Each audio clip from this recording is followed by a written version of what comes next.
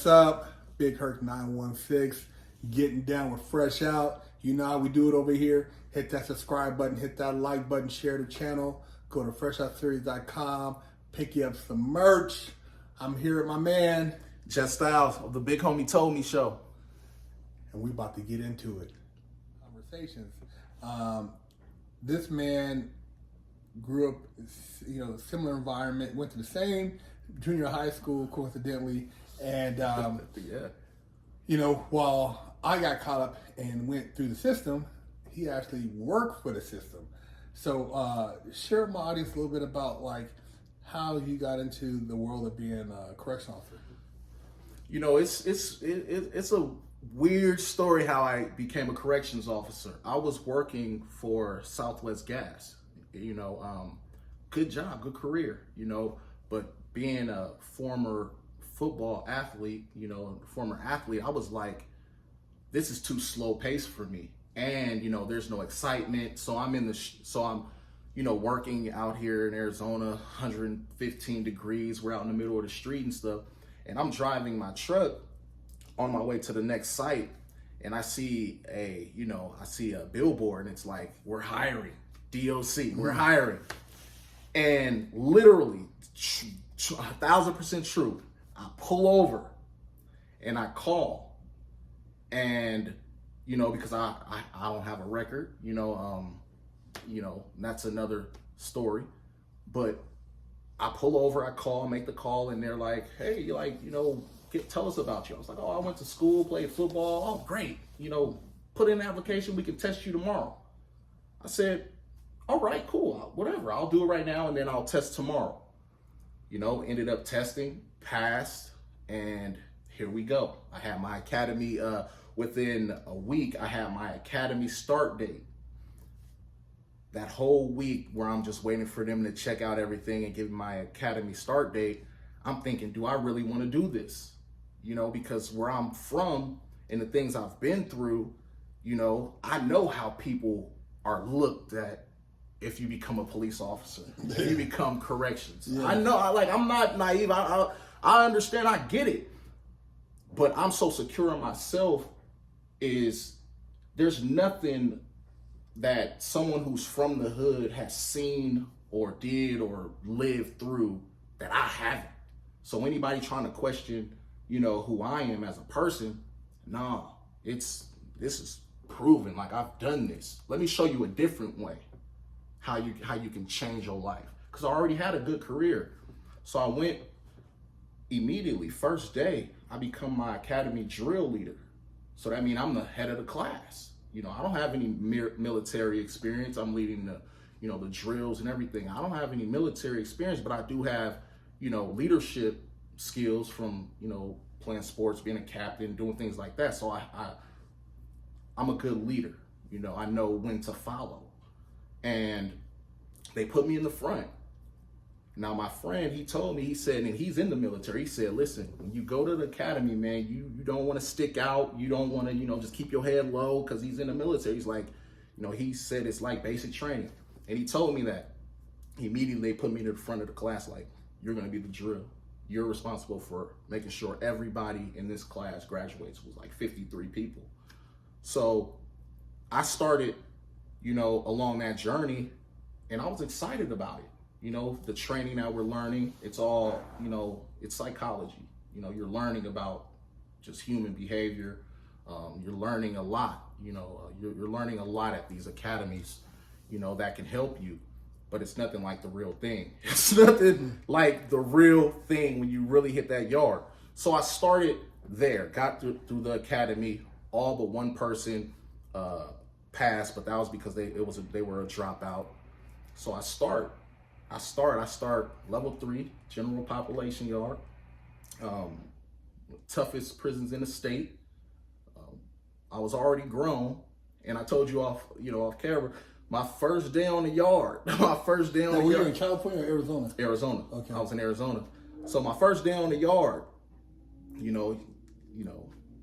they just have a way, inmates just have a way. Some people they say inmates, convicts, whichever, but they don't like when, they know who's new and who's not. And like I told you on camera, man, a brother came and kind of flexed on me the first day, you know, in front of everybody. It was like, no, he ain't ready. He ain't ready. So as a grown man, I'm already thinking to myself, like, damn, like he really just did that to me. You know, now everybody looking at me. Mm-hmm. You know, he like, damn, like, what am I gonna do? You know what I mean? Like, at that time, I was so gung-ho, all I can do is go to his bunk and tell him, like, hey, man, step out. You know what I mean? Like, because that's all I can do at that time. You know, I couldn't retreat. Mm-hmm. I had to let him know, like, look, I ain't here to make your time hard. Like, I'm just here trying to feed my family. Mm. So we end up having that discussion, you know, and he's like, oh man, it ain't nothing like that. It ain't nothing. And this isn't me like trying to act like I'm Billy badass or nothing. Mm-hmm. You know, this is just having a real, you know, man-to-man discussion. Because at the time I'm 29, I had been through so much in my life, death didn't scare me.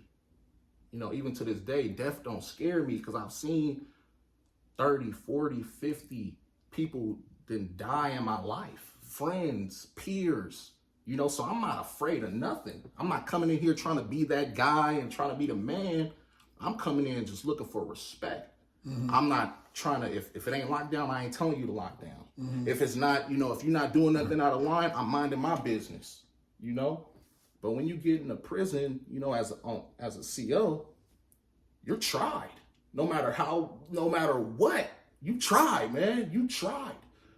For one, I'm black, I got tattoos, you know, so immediately, why are you here? You know, why are you here, man? Yeah, like all the brothers, like, why you working? Why you here? Like, yeah. You know, like, why are you here? So I was on that level 3, and you know, level 3, it's 1,700 people in our yard just roaming around. At this time, I was seeing within the first week, I'm seeing, you know, cats who want to PC up, taking off on officers. You know what I mean? Like, just to get off the yard to keep their paperwork clean. Yeah, before they get exposed. Yeah, absolutely. That's how they, you know, that's a part of, you know, let me go assault this officer because I don't want nobody to see my paperwork because somebody just told me I got to get off the yard. You know what I mean? So there's all those type of mind games that go along within the system. So I have, you know, if I, you know, it might be quarterly searches, you know, I might find something on a Hispanic, white. Might not find nothing on a brother at that time. Oh, you didn't look for the brothers. You didn't search the brother house good. You didn't try to. This is the psychology. Yeah. You know what I mean? Very racial. Very racial. So this is the psychology. So you have to be mentally ready for something like that anyway. So when I came in and that happened to me the first day, I turned into a dog. You know, I had a lot of run-ins with a lot of people because they wanted to know, for one, would I bring something in? You know what I mean? Was I down? You know, if you're not down, then get out the way. You know, but I couldn't allow them to push me over. You know what I mean? But that's the psychological part about working in a prison, because a lot of these people are going to get out. You know, a lot of these men are going to get out and be on the street. So you don't want to disrespect nobody. Cell phones are rampant in here. Cell phones are rampant. So one phone call, hey, he looked like this. Come on, man. This is real life. He looked like this. You know, he drives this. You know, and there's ways they can get that information. There's ways these men can get that information. You know, I used to always say, you know, after it was all said and done, I said, you know, ask cats, I'm like, dude, out of all the jobs, why would you choose this one? Because you're voluntarily, I'm here I don't even want to be here. You know, I'm here, I hate it every day. You know, some dudes in there, and you know, you've seen them, they in there spreading, they're partying, you know, their homies in there, and you can tell they really got a whole lot to look forward to on the street because they're the man in prison. The so-called, quote-unquote, on the shot caller. On the street, that dude is basically letting his girl take care of him. He ain't got no good job. He barely got a bullshit car. And in prison, he's got a locker full of food. The new shoes on commissary. Yeah. He's the man. So he feels like, and I used to always say, man, I keep the cell would be clean because I'm a clean person, but I'm not buffing. You know what them dudes be buffing, and I'm like, damn, dude, this is you treating this like this is your shit. That's institutionalized. For sure. Those dudes are institutionalized. I always used to say, man, look, I'm not an inmate. I'm not a convict. You call me either Mr. Timmons, Marcus Timmons, or Big Hurt. Yeah. I'm not no inmate, no convict. So I always would trip out because I used to tell dudes, if you don't get out of here before it's too late, this stuff will wreck you because you're free, but you're coming into a savage environment with the lowest frequency. You heard some of the conversations in there. Them dudes some of them dudes, I used to be like, if I ever see that dude on the street, I know I'm gonna have to get something for him because he's a piece of shit. It's savages. It's savages, man. And that's why. And you asked me to answer your question. Why did I get into it? The perks of it all. Having the badge, doing something noble. Energy. Just coming from a certain lifestyle.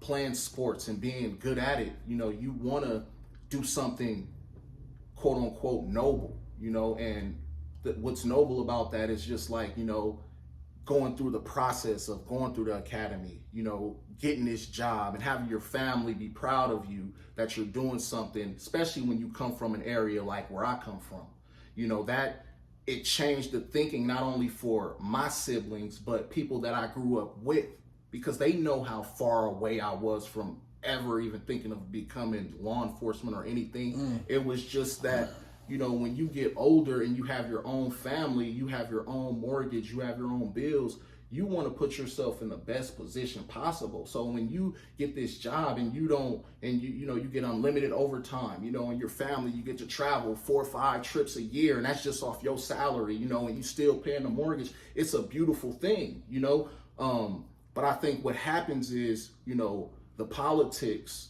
play a huge part in just how everything is ran in the DOC system.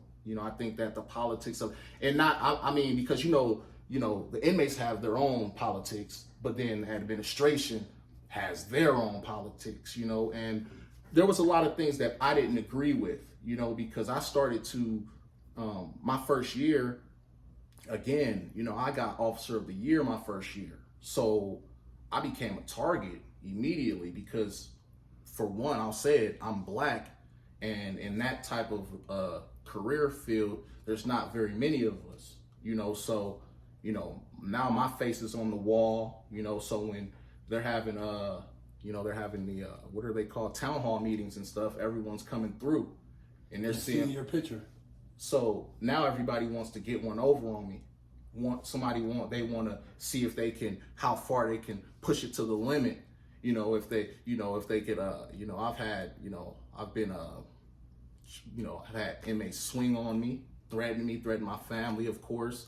And that's not even with me being an a-hole.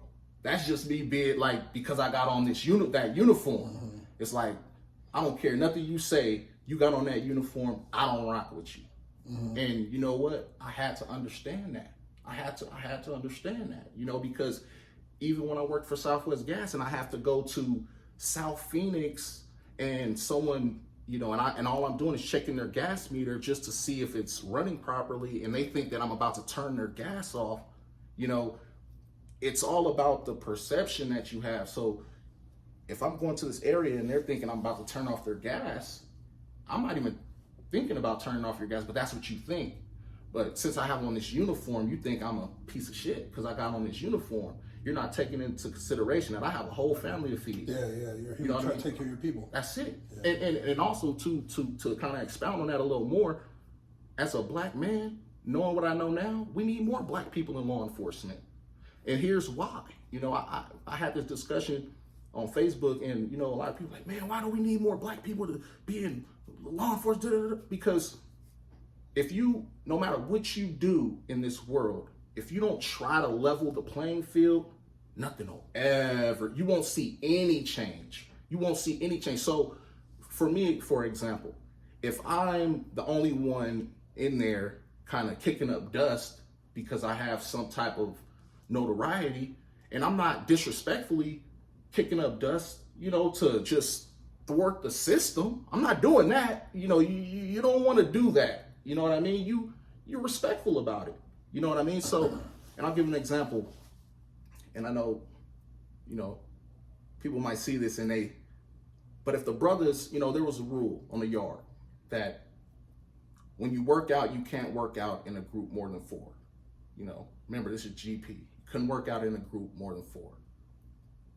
You would see certain races, 7, 8, 9, 10.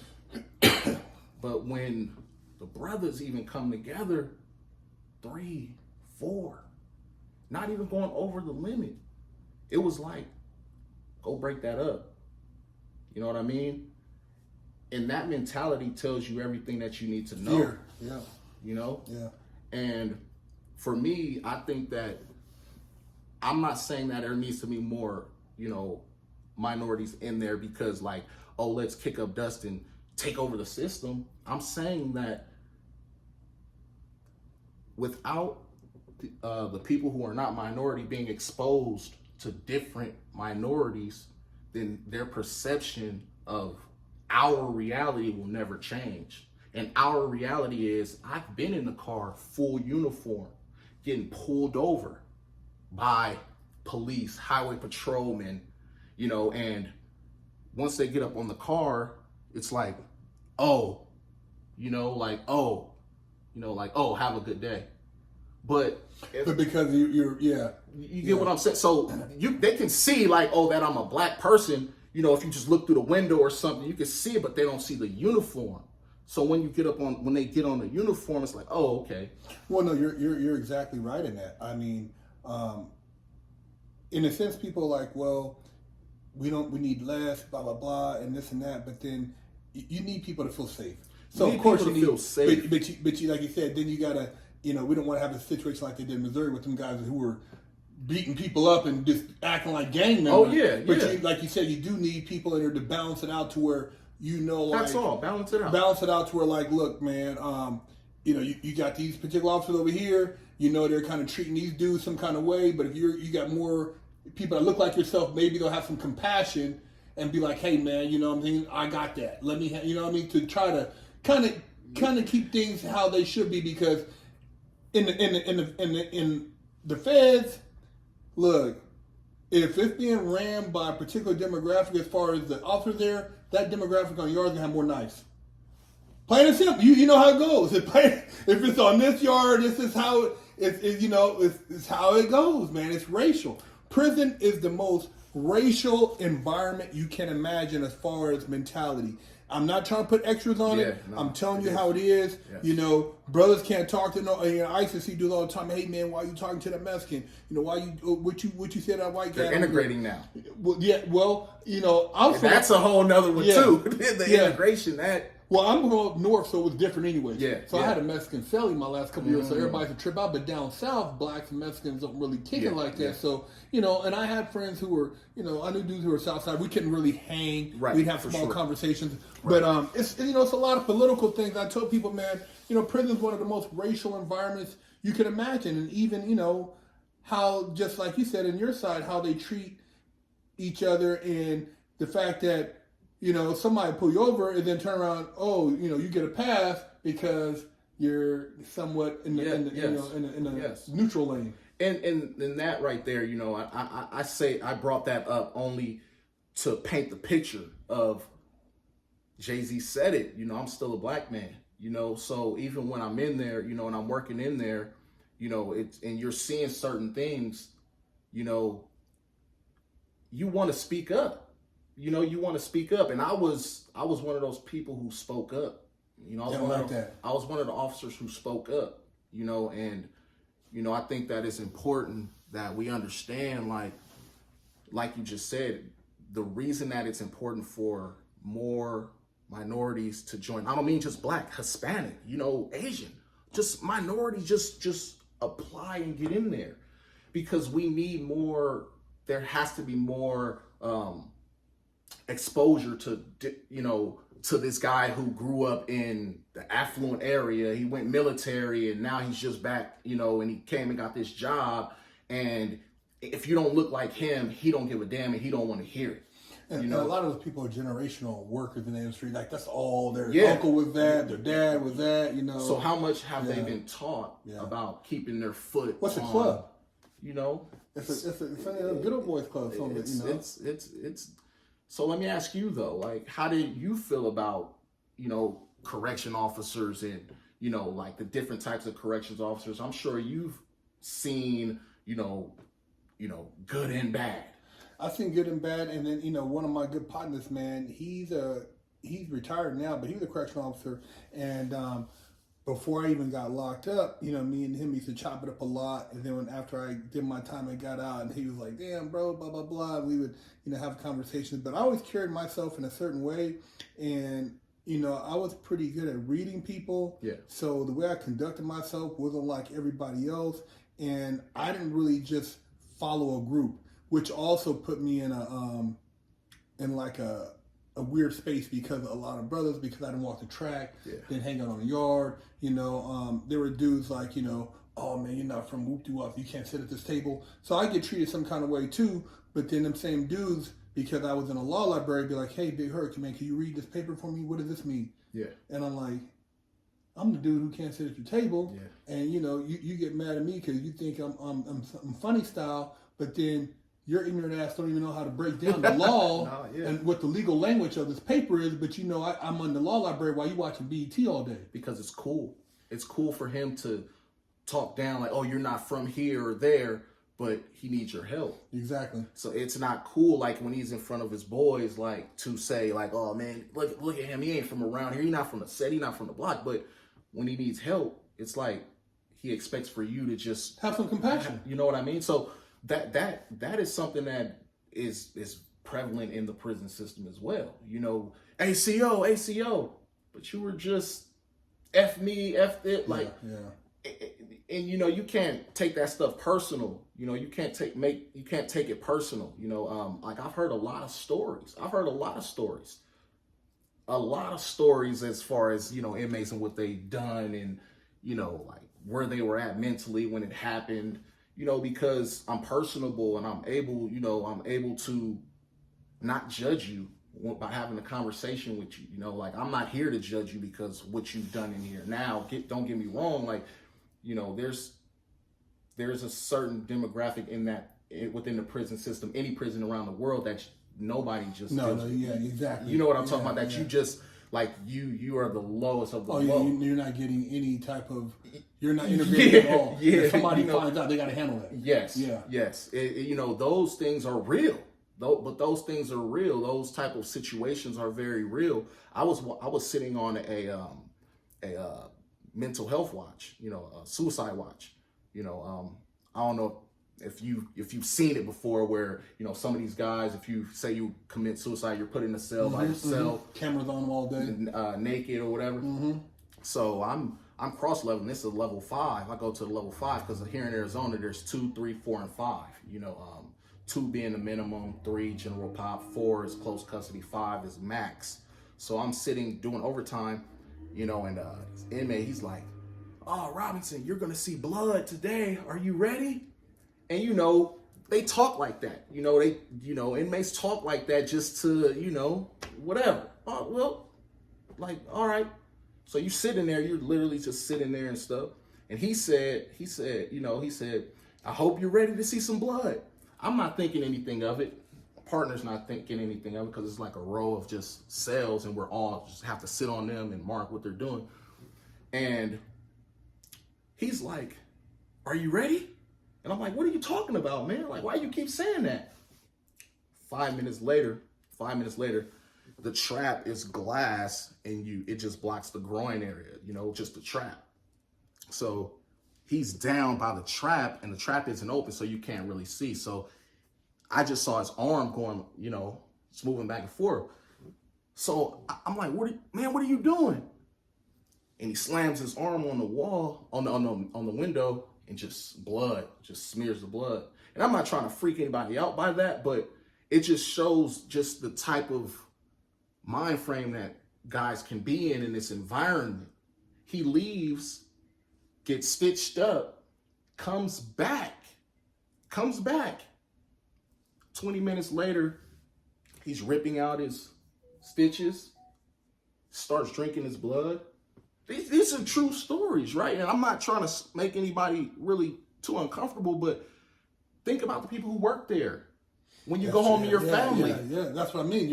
You're inviting yourself into that world, and that's energy. You're right. That's energy. That's why I said, knowing what I know about energy, you're right. That's why I said, you're right. There's a point. You got to leave because you got to leave.